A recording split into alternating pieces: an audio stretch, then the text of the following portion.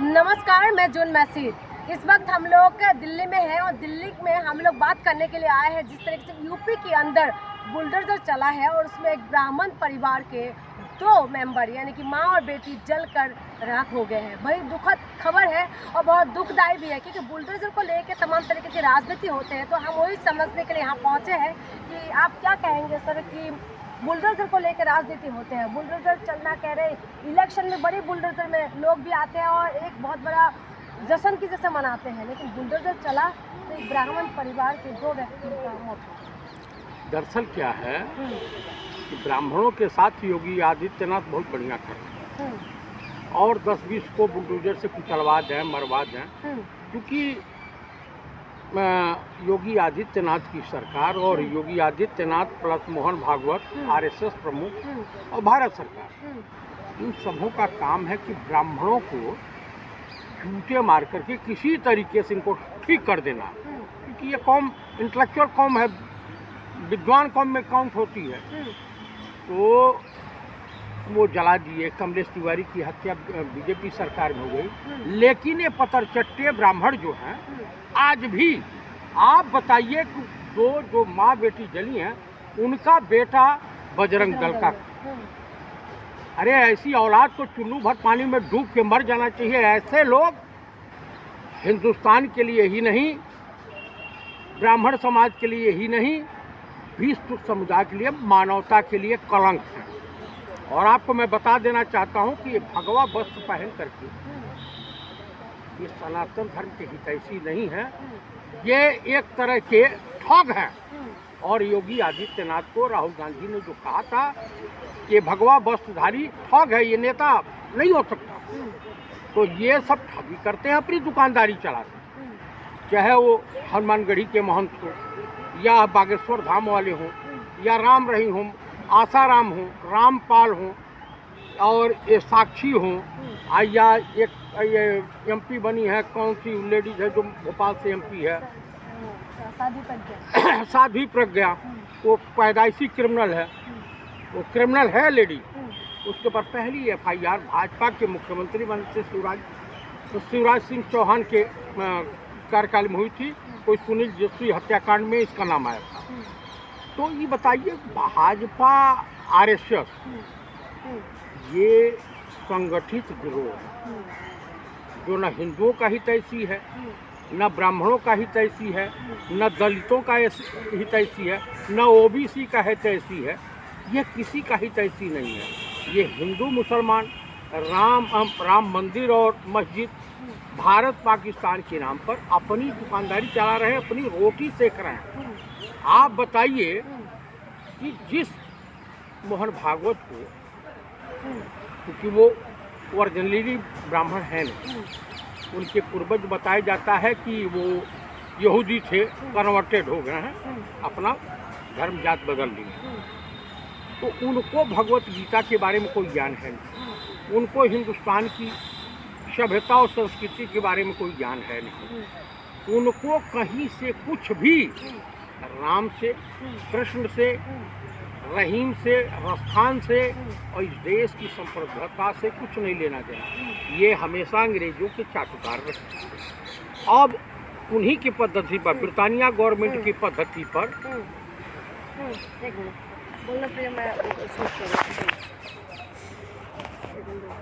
Hello दीदी, अभी video shoot कर रही है, थोड़ी देर में कर लेंगे।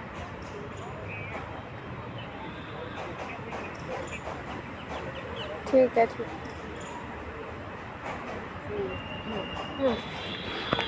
तो इनको कहीं कुछ लेना देना नहीं, इसको जान लीजिए। उसी तरीके से, जिस तरीके से देश का प्रधानमंत्री गौतम अडानी को बचाने के चक्कर में LIC डूब जा, SBI डूब जा, या कुछ भी डूब जा, भारत की इज्जत या आबरू खत्म हो जा। अभी यूक्रेन ने अमेरिका में गुहार लगाया है कि किसी भी कीमत पर अमेरिका भारत पर प्रतिबंध लगा दे। किस टाइप का प्रतिबंध लगाओ, ईश्वर मालिक, क्योंकि रसिया से परेशान है यूक्रेन, और Narendra Damodar Das Modi BBC news channel, जो सदियों पुराना चैनल है, जिस पे ये होता है कि ये सच्ची खबर देता है आम जनता को, और पूरे विश्व के लोगों को विश्वास है कि BBC में दिखाई गई खबरें झूठ ही नहीं हो सकती, क्योंकि अभी आज तक ABP और तमाम इंडियन चैनल हैं, इनके ऊपर से और इनके पत्रकारों के ऊपर से देशवासियों का विश्वास हो चुका है। आज जितने चैनल हैं, तमाम महिलाएं हैं, एंकर हैं, चाहे ये हैं अंजना मोदी हैं, चित्रा त्रिपाठी हैं, श्वेता सिंह हैं, रूबिया क्या नाम है उसका, वो है लियाकत है, ये तमाम लोग हैं भाई। वो दोनों लेडीजें जली हैं, माँ बेटी जली हैं, वो भी तो महिला होंगी, वो भी किसी बाप की बेटी होंगी, वो भी किसी की पत्नी होंगी, किसी की बहन होंगी। योगी मोदी और मोहन भागवत के आगे पीछे तो पूछा नहीं, ये निसंतानियों का ये ग्रुप है। तो आप बताइए इस देश की पीड़ा को कैसे उजागर किया जा सकता है? एक देश में बैठ कर के देश के तमाम सरकारी संस्थाओं को बेचने में लगा हुआ है, दूसरा यूपी में बुलडोजर चला रहा है, और सबसे बड़ी बात है कि भारत देश की जनता है भी इसी काबिल। वैसे नहीं, हम उस देश के नागरिक हैं, मैं अपने आप को भी कहता हूँ कि मैं उस देश का नागरिक हूँ जो देश बिना लड़े ही गुलाम हो गया था। कोई बता सकता है कि ब्रिटानिया गवर्नमेंट ने कभी भारत पे हमला किया था? बिल्कुल नहीं किया था। तो आप खुद सोच लीजिए कि जब आप बंटे रहोगे तमाम समूह, जाति, धर्म के आधार पर, तो किसी विदेशी आक्रांता और या भाजपा या RSS वाले आपका शोषण तो करेंगे ही करेंगे। आप बताइए कि हमारे पूर्वज मूर्ख नहीं थे, अनपढ़ भी नहीं थे, जाहिल भी नहीं थे, जो कभी इन जनसंघियों को, बीजेपी वालों को संसद भवन का चेहरा नहीं देखने देते थे, सरकार में नहीं लाए। वो जानते थे, भली भांति जानते थे कि संघी अनपढ़ जाहिलों का गिरोह जब आ जाएगा, क्रिमिनल अपराधियों का गिरोह, तो इस देश की तमाम सरकारी संस्थाओं को, शिक्षण संस्थाओं को, न्यायपालिका को, रेलवे को, CBI और ED को नेस्तनाबूद कर देगा, बर्बाद कर देगा। जो अभी बुलडोजर की बात आते हैं, तो बुलडोजर में तो ये है कि जो बाबा, जो यूपी में खास करके, यूपी में तो एक समुदाय के ऊपर चलते हैं, तो ताली बजाते थे सब। तो अभी जिस हिसाब से मीडिया इस चीज़ों को दिखा रहे हैं, ये बता रहे हैं, उसको आप किस नज़र से देख रहे हैं? देखिए, मीडिया जो है इस देश की सबसे बड़ी आतंकवादी संस्था हो गई है। तो आज तक कोई ABP हो, सभी पत्रकार नहीं है, लेकिन काफ़ी जो सत्ता के करीब हैं, सत्ता के इशारे पर मलाई खा रहे हैं। जैसे वो तिहाड़ी चौधरी 100 करोड़ के दलाली में तिहाड़ गया, एक पास्को एक्ट के तरह संदीप चौधरी घूम रहा है, संदीप क्या नाम उसका, दीपक चौरसिया घूम रहा। तो ये तमाम लोग हैं। हमें देशवासियों से, मैं आपके चैनल के मार्फत यही अपील करता हूँ कि देशवासियों, ऐसे समाचार पत्र से और ऐसे TV चैनलों के एंकरों से और पत्रकारों से आपको सावधान रहने की ज़रूरत है, जो देश में पेट्रोल और आग जला रहे हैं। आप बताइए, बुलडोजर इसी देश तो कह रहे थे कि बुलडोजर जो है ये गरीबों के ऊपर नहीं चलेगा, खास ध्यान रखा जाएगा। अच्छा बताइए, घटना घट गई, योगी आदित्यनाथ माँ बेटी को वापस ला सकते हैं? वहाँ का DM सस्पेंड हुआ, वहाँ का SDM सस्पेंड हुआ, वहाँ का SO सस्पेंड हुआ, बुलडोजर वाला या लेखपाल जितने थे, ये बताइए, उनका मकान आज से था, अवैध ही था, गांव में था ना, बंजर जमीन पर बनवा रखे थे। अगर भूमिहीन होते तो उनको अलर्ट किया जाता ना। क्या सरकार को पता नहीं होता जब अवैध निर्माण होते हैं? सरकार के अधिकारियों को सब पता होता है, सरकार के कर्मचारियों को, सरकारी कर्मचारियों को सब पता होता है। ये अपनी रोटी ठीक करते हैं, ये रिश्वतखोर हो गए हैं।